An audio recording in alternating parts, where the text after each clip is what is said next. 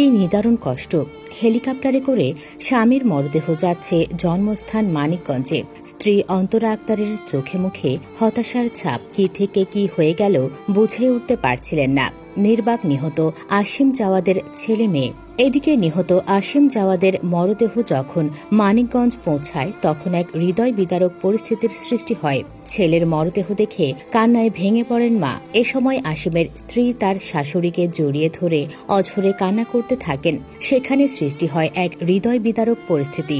বাবা মার একমাত্র সন্তান এই বৈমানিকের মরদেহ পৌঁছানোর খবরে এক নজর দেখার জন্য পরিবার, আত্মীয় স্বজন ও স্থানীয়রা ছুটে আসেন। ছাত্রজীবনের তুখোড় মেধাবী এ বীর সৈনিকের মরদেহ দেখে সবাই কান্নায় ভেঙে পড়েন।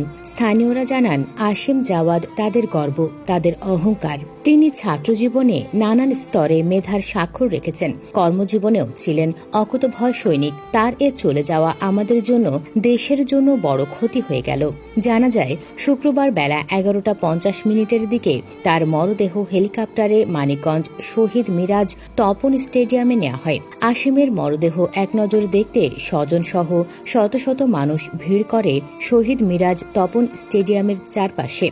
এখানে আগে থেকেই মা নীলুফা আক্তার অপেক্ষায় ছিলেন কখন তার একমাত্র সন্তানের লাশ দেখতে পাবেন।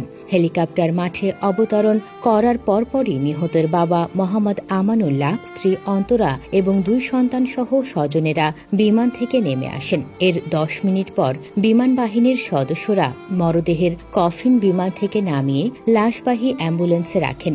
এ সময় লাশবাহী গাড়ি ঘিরে ধরেন তার মা ও আত্মীয় স্বজন।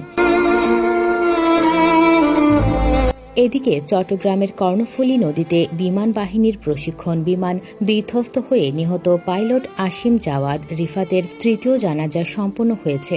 শুক্রবার 10 মে বেলা 2:30টার দিকে মানিকগঞ্জের শহীদ মিরাজ তপন স্টেডিয়ামে তার জানাজা অনুষ্ঠিত হয়। এতে জেলার হাজারো মানুষ অংশ নেন।